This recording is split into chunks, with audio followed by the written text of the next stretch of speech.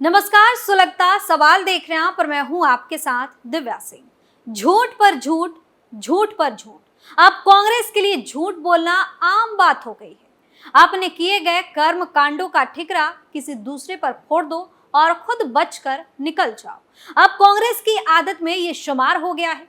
लेकिन वो कहते हैं ना कि झूठ चलता बहुत तेजी से है, लेकिन ज्यादा दूर तक नहीं जा सकता। ठीक यही हुआ है कर्नाटक में कांग्रेस पार्टी के साथ। झूठ बोलकर अपनी गलतियों पर पर्दा डालने का काम कांग्रेस हमेशा से करती आई है, लेकिन इस बार कांग्रेस ने गलत पंगा ले लिया है, क्योंकि कांग्रेस के झूठ को केंद्रीय मंत्री ने सबूतों के साथ सबके सामने लाकर रख दिया है और कांग्रेस को बुरी तरह से बेनकाब कर दिया है। अब कांग्रेस की इस हरकत पर कई तरह के सवाल सुलग रहे हैं। कांग्रेस के सीएम ने क्यों बोला झूठ? क्या बीजेपी को बदनाम करने की थी साजिश? 1800 करोड़ का कांग्रेस ने क्या किया? सिद्धारमैया ने किसके कहने पर बोला झूठ? कर्नाटक में कांग्रेस की सरकार बनने के बाद जनता के बीच में त्राहिमाम है, लेकिन कांग्रेस अपने किए पर पर्दा डालने में कोई कमी नहीं छोड़ रही। अपनी लापरवाही और भ्रष्टाचार को छिपाने के लिए केंद्र की मोदी सरकार को जिम्मेदार ठहरा रही है, लेकिन अब कांग्रेस के झूठ का पर्दाफाश हो गया है। दरअसल कर्नाटक के मुख्यमंत्री सिद्धारमैया और केंद्रीय जल शक्ति मंत्री गजेंद्र सिंह शेखावत के बीच केंद्र सरकार की कथित उपेक्षा को लेकर जुबानी जंग छिड़ गई है। सिद्धारमैया ने केंद्र सरकार पर विभिन्न विकास परियोजनाओं के लिए पैसा नहीं जारी करके कर्नाटक के साथ भेदभाव करने का आरोप लगाया है, जिस पर शेखावत ने पलटवार करते हुए कहा कि राज्य सरकार अपने वित्त का गलत प्रबंधन कर रही है और परियोजनाओं के कार्यान्वयन में देरी के लिए वही जिम्मेदार है। दरअसल कर्नाटक में कांग्रेस की सरकार बनने के बाद आम जनता कई तरह की परेशानियों से जूझ रही है। कहीं बिजली नहीं है तो कहीं पानी नहीं है। चुनाव जीतने से पहले जो वादे कांग्रेस ने किए थे वो सरकार बनने के बाद हवा हो गए, लेकिन अपनी गलतियों का ठिकरा कांग्रेस के मुख्यमंत्री मोदी सरकार पर फोड़ रहे हैं कि मोदी सरकार ने कर्नाटक के लिए पैसा ही नहीं दिया है। झूठ से अपनी सरकार चलाने वाली कांग्रेस का भंडाफोड़ भी उस वक्त हो गया जब केंद्रीय जल शक्ति मंत्री गजेंद्र सिंह शेखावत ने कांग्रेस के झूठ को बेनकाब कर दिया। दरअसल केंद्रीय जल शक्ति मंत्री गजेंद्र सिंह शेखावत ने कावेरी नदी पर मेकेदातु जलाशय के साथ ही बाकी विभिन्न जल परियोजनाओं के संबंध में झूठ और गलत सूचना फैलाने का आरोप लगाया। शेखावत ने एक्स यानी कि पूर्व में जिसे ट्विटर कहा जाता था, उस पर एक बयान में कहा है कि हम जानते हैं कि झूठी अफवाह और गलत सूचना फैलाना कांग्रेस की परंपरा है, लेकिन ऐसा करके लोगों के जीवन में कहर बरपाना एक मुख्यमंत्री के लिए उपयुक्त नहीं है। आप मेकेदातु परियोजना की स्थिति से भली भांति परिचित हैं। अगर नहीं तो मैं आपको पूरी बात समझाता हूँ। शायद आपकी ब्रीफिंग टीम घटिया तरीके से काम कर रही है। केंद्रीय जल शक्ति मंत्री गजेंद्र सिंह शेखावत अपने बयान में साफ तौर पर कह दिए हैं कि जिस तरीके से आप संवैधानिक पद पर होते हुए भी झूठ फैला रहे हैं वो एक मुख्यमंत्री को शोभा नहीं देता है। लेकिन झूठ और अफवाह फैलाने की परंपरा कांग्रेस में पहले से ही मौजूद है, उसके लिए कुछ नहीं किया जा सकता। लेकिन आप इस पूरी स्थिति से वाकिफ है और आपको पूरी जानकारी नहीं दी जा रही। ब्रीफिंग का काम जो भी कर रहा है वो बहुत ही घटिया तरीके से कर रहा है। आपकी टीम आपको अच्छे से ब्रीफ नहीं कर रही। अगर आपकी टीम से ये नहीं हो पा रहा है तो मैं आपको ब्रीफ कर दूंगा। प्रोजेक्ट की मौजूदा स्थिति। जिस प्रोजेक्ट के नाम का सहारा लेकर कांग्रेस के सीएम केंद्र की मोदी सरकार पर आरोप लगा रहे थे, उस प्रोजेक्ट के बारे में भी आपको बताते हैं कि आखिर उसकी स्थिति क्या है, जिसको लेकर कांग्रेस झूठ पर झूठ बोल रही है। दरअसल ये मेकेदातु परियोजना की डीपीआर पर चर्चा CWMA की विभिन्न बैठकों के दौरान मुख्य एजेंडा में शामिल थी। हालांकि इस एजेंडा आइटम पर पार्टी राज्यों के बीच सहमति की कमी की वजह से इस मुद्दे पर चर्चा नहीं हो पाई थी। कलसा और भंडूरा योजना नाला की डीपीआर को कुछ शर्तों के साथ केंद्रीय जल आयोग यानी कि CWC की तरफ से पहले ही मंजूरी दे दी गई है और इसकी सूचना कर्नाटक सरकार को दे दी गई। 2017 के दौरान प्रधानमंत्री कृषि सिंचाई योजना त्वरित सिंचाई लाभ कार्यक्रम के तहत प्राथमिकता वाली कर्नाटक की 5 परियोजनाओं में से 3 पूरी हो चुकी है, 2 पर काम जारी है। अब तक 1238 करोड़ 30 लाख रुपए की केंद्रीय सहायता में से 1190 करोड़ 5 लाख रुपए जारी किए जा चुके हैं। अटल भूजल योजना के तहत कर्नाटक को पहले ही रुपए दिए जा चुके हैं। केंद्र सरकार ने अब तक 629 करोड़ 54 लाख रुपए कर्नाटक सरकार को दिए, लेकिन कर्नाटक सरकार ने 28 अक्टूबर 2023 तक सिर्फ 274 करोड़ 5 लाख रुपए ही खर्च किए।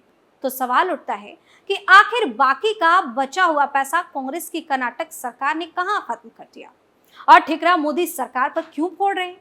ये जो आंकड़े हमने आपको बताए हैं, इससे क्या समझ आता है कि केंद्र सरकार ने पैसा नहीं दिया या फिर कर्नाटक की कांग्रेस सरकार परियोजना के पैसे से अपनी तिजोरी भरने में बिजी है, इसलिए वो हिसाब नहीं लगा पा रही और केंद्र सरकार पर पैसा ना देने का घटिया आरोप लगाकर अपनी राजनीतिक रोटियां सेक रही हैं। वैसे आपको बता दें कि कर्नाटक के सीएम सिद्धारमैया ने अपनी हाल ही में केंद्र सरकार पर गंभीर आरोप लगाए थे और उन्होंने लिखा था कि नरेंद्र मोदी की अगुवाई वाली केंद्र सरकार ने बारिश की कमी के बावजूद कर्नाटक के पानी के मुद्दों का समाधान नहीं किया है। कर्नाटक के किसी भाजपाई सांसद ने भी राज्य के जल हितों पर समर्थन नहीं किया। मेकेदातु और महादायी नदी जैसी परियोजनाएं केंद्र की मंजूरी के लिए लंबित है। राज्य सरकार की उत्तरी कर्नाटक की सिंचाई के लिए तैयार ऊपरी कृष्णा परियोजना अब भी केंद्र से राजपत्र अधिसूचना और राष्ट्रीय दर्जा पाने की प्रतीक्षा कर रही है।